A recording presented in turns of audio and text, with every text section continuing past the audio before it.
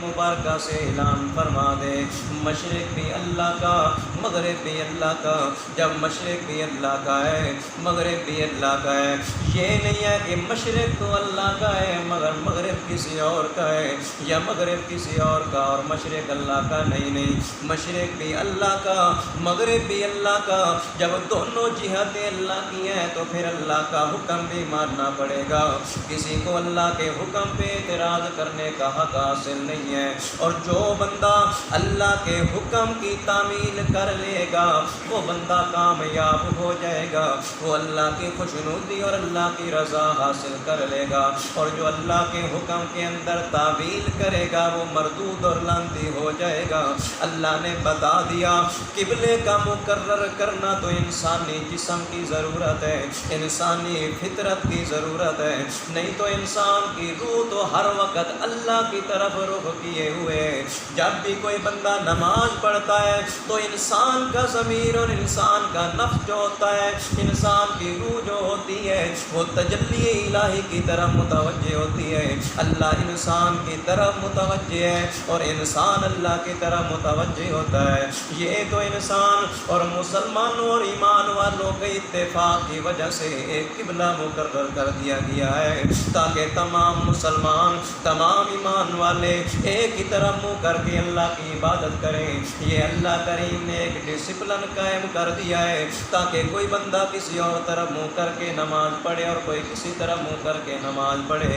اللہ نے ڈسپلن بنا دیا کہ ایمان والے اور مسلمانوں کے لیے ڈسپلن ہے، جہاں بھی کوئی بندہ جا کے دیکھے سارے کے سارے ایمان والے ایک بیت اللہ کی طرف منہ کر کے نماز پڑھنے والے ہیں۔ نہیں تو اللہ کے قرآن نے پہلے بتا دیا فَأَيْنَمَا تُوَلُّوا فَثَمَّ وَجْهُ اللَّهِ فَأَيْنَمَا تُوَلُّوا فَثَمَّ وَجْهُ اللَّهِ۔ اللہ فرماتے ہیں جدھر بھی منہ کر کے نماز پڑھو اللہ کی توجہ ادھر ہی پاؤ گے۔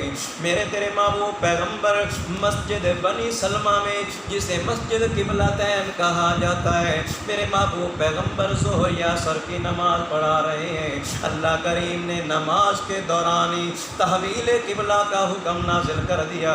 ابھی میرے محبوب پیغمبر نے 2 رکعتیں پڑھائی تھی، اللہ کریم نے جبرائیل کو بھیج دیا جا میرے محبوب پیغمبر کو جا کے میرا حکم سنا دے۔ اللہ نے تحویل قبلہ کا حکم نازل کیا، میرے محبوب پیغمبر نے آدھی نماز بیت المقدس کی طرف منہ کر کے پڑھائی ہے اور آدھی نماز بیت اللہ کی طرف منہ کر کے نماز پڑھائی ہے۔ آج بھی جا کے دیکھو مسجد قبلتین موجود ہے اور مسجد میں اندر 2 محراب موجود ہیں، ایک بیت المقدس کی طرف اور دوسرا بیت اللہ کی طرف۔ اس جگہ پہ قبلے کو اللہ کریم نے تبدیل کر دیا۔ دوسرے دن دیکھا مسجد قباء میں لوگ بیت المقدس کی طرف منہ کر کے نماز پڑھ رہے ہیں۔ کسی بندے نے آ کے آواز لگا دی او یار قبلہ تو اللہ کریم نے تبدیل کر دیا، آپ ابھی تک بیت المقدس کی طرف منہ کر کے نماز پڑھتے ہو۔ اسی وقت صحابہ نے منہ پھیر لیا اور بیت اللہ کی طرف منہ کر لیا نماز کے اندر ہی۔ کسی بندے نے حیل حجت نہیں کی، کسی نے اعتراض نہیں کیا کہ نماز کے اندر قبلہ کیوں تبدیل کر دیا کیونکہ پیغمبر کے صحابہ اور میرے محبوب پیغمبر حقیقی ملت ابراہیمی کے پیروکار ہیں۔ نماز کے اندر حکم آیا اور نماز کے اندر ہی اللہ کے حکم کی تعمیل کر دی۔ 2 رکعت پڑھنے کی دیر بھی نہیں کی، نماز کے اندر چہرہ پھیر لیا، مگر جو زبان کے ساتھ ملت ابراہیمی کا دعویٰ کرنے والے ہیں اور حقیقی ملت ابراہیمی میں نہیں ہیں وہ اعتراض کرنے لگے۔ اللہ کریم فرماتا ہے اے میرے محبوب پیغمبر کی امت، جس طرح یہدی من یشاء الی صراط مستقیم، اللہ فرماتے ہیں جو ملت ابراہیمی والا ہوگا وہ قبلہ کی تبدیلی پہ اعتراض نہیں کرے گا، مگر وجہ تو یہ ہے، حقیقت یہ ہے کہ اللہ کریم جسے چاہتا ہے ہدایت عطا کر دیتا ہے، جسے چاہتا ہے سیدھے راستے پہ چلا دیتا ہے، مگر یہودی ضد پہ اڑے رہے، اپنے ضد اور اناد کی وجہ سے ہدایت سے محروم ہو گئے، اور جو ماننے والے تھے انہوں نے مان لیا اور اپنا قبلہ تبدیل کر لیا اور کوئی کوئی اعتراض نہیں کیا۔ اللہ نے فرمایا میرے محبوب پیغمبر کی امت کو خطاب کر کے میں نے آپ کا قبلہ بھی افضل بنا دیا، کیونکہ اللہ کریم نے تورات کے اندر بھی قبلہ بیت اللہ کی افضلیت کا ذکر فرمایا ہے، اور پیشن گوئی فرما دی کہ میرا آخری نبی جو ہوگا اس کا قبلہ بیت اللہ ہوگا۔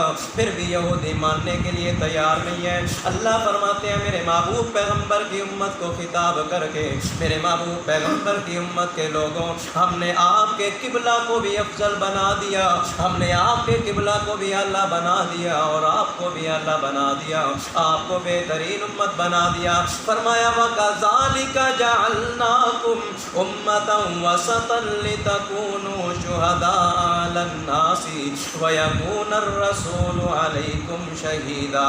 اللہ فرماتے ہیں اے میرے محبوب پیغمبر کی امت، ہم نے آپ کو درمیانی امت بنایا ہے، ہم نے آپ کو معتدل امت بنایا ہے۔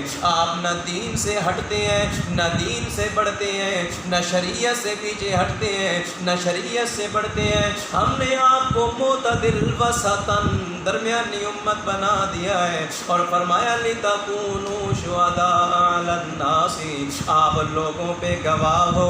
ہم نے آپ کو لوگوں پہ گواہ بنا دیا۔ میرے محبوب پیغمبر کے صحابہ قیامت تک آنے والے لوگوں پہ گواہ ہے، کیونکہ دین ہم تک پہنچانے والے پیغمبر کے صحابہ ہیں۔ اللہ فرماتے ہیں لِتَكُونُوا شُهَدَاءَ عَلَى النَّاسِ، ہم نے آپ کو لوگوں پہ گواہ بنایا۔ وَيَكُونَ الرَّسُولُ عَلَيْكُمْ شَهِيدًا، ہم نے اپنے محبوب پیغمبر کو، اپنے رسول کو تم پہ گواہ بنایا۔ پیغمبر کے صحابہ لوگوں پہ گواہ ہیں، اور پیغمبر میرے محبوب پیغمبر اپنے صحابہ کے گواہ ہیں۔ مفسرین فرماتے ہیں یہ گواہی سے کیا مراد ہے؟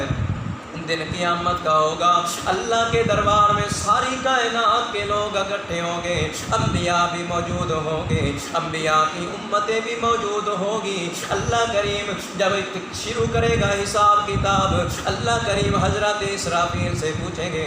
حدیث پاک سے آتا ہے میرے محبوب پیغمبر فرماتے ہیں حضرت اسرافیل کو بلائیں گے، اور حضرت اسرافیل سے سوال کریں گے اسرافیل بتانا کیا تو نے میری امانت دے دی، میری امانت پہنچا دی؟ حضرت اسرافیل جواب دے گی اللہ میں نے تیری امانت حضرت جبرائیل کے حوالے کر دی ہے۔ حضرت جبرائیل کو اللہ بلائیں گے، اور حضرت جبرائیل سے پوچھیں گے جبرائیل کیا اسرافیل نے میری امانت تجھ تک پہنچائی ہے یا نہیں پہنچائی؟ حضرت جبرائیل جواب دے گے اللہ ہاں اسرافیل نے تیری امانت میرے تک پہنچا دی۔ اور پھر اللہ سوال کریں گے جبرائیل تو نے میری امانت کا کیا کیا؟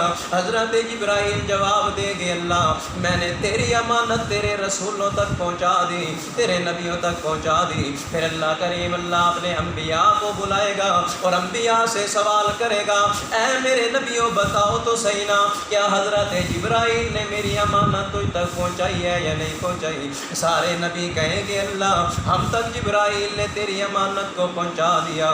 پھر اللہ سوال کریں گے میرے نبیوں کیا تم نے میری امانت اپنی امتوں تک پہنچائی ہے یا نہیں پہنچائی؟ نبی کہیں گے اللہ ہم نے تیری امانت اپنی امتوں تک پہنچا دی ہے۔ پھر اللہ کریم نبیوں کی امتوں کو بلائے گا، اور امتوں سے سوال کرے گا اے میرے نبیوں کی امتوں مجھے بتاؤ تو صحیح کیا میرے نبیوں نے میری امانت تجھ تک پہنچائی ہے یا نہیں پہنچائی؟ اللہ کے پاک پیغمبر میرے تیرے محبوب پیغمبر امام الانبیاء حضرت محمد الرسول اللہ فرماتے ہیں اس وقت بعد نبیوں کی امتیں کہیں گی نہیں اللہ تیرے نبیوں نے ہم تک تیری امانت نہیں پہنچائی، اور بعد کہیں گے ہاں پہنچائی ہے، بعد تکذیب کریں گے، بعد تصدیق کریں گے۔ میرے محبوب پیغمبر نے فرمایا جب یہ تصدیق کرنے والے تصدیق کر دیں گے اور تکذیب کرنے والے تکذیب کریں گے، اس وقت اللہ اپنے نبیوں سے کہے گا اے میرے نبیوں اپنے اس دعوے پہ کوئی گواہ بھی پیش کرو نا۔ اس وقت اللہ کے تمام انبیاء میرے تیرے محبوب پیغمبر کی امت یعنی ہمیں پیش کر دیں گے اے اللہ یہ تیرے کے آخری محبوب پیغمبر کی امت اس بات پہ گواہ ہے کہ ہم نے اپنی امتوں تک تیری امانت پہنچا دی ہے. اس وقت میرے محبوب پیغمبر کی امت کو اللہ بلائے گا اور پوچھے گا اے میرے محبوب پیغمبر کی امت, کیا میرے انبیاء نے لوگوں تک میری امانت پہنچا دی ہے یا نہیں پہنچا دی؟ اس وقت میرے محبوب پیغمبر کی امت گواہی دے گی اللہ تیرے نبیوں نے تیری امانت پوری پہنچا دی ہے. اس وقت پچھلے نبیوں کی امت انکار کر دے گی اللہ یہ تو ہمارے زمانے میں پیدا نہیں ہوئے, یہ کیسے گواہی دے سکتے ہیں؟ پھر اللہ میرے محبوب پیغمبر کی امت سے پوچھے گا اے میرے محبوب پیغمبر کی امت آپ کیسے گواہی دے سکتے ہیں, آپ تو اس زمانہ میں موجود نہ تھے. اس وقت امت محمد الرسول اللہ بول کے کہے گی اے اللہ آپ نے آخری رسول بھیجا, آپ نے آخری کتاب قرآن مقدس کا نزول کیا اور اللہ کے محبوب پیغمبر نے تیرے محبوب پیغمبر نے تیری کتاب نے ہمیں بتا دیا ان قد ابلغوا رسالات ربکم, اللہ تو نے خود بتایا تھا ہمیں قرآن مقدس میں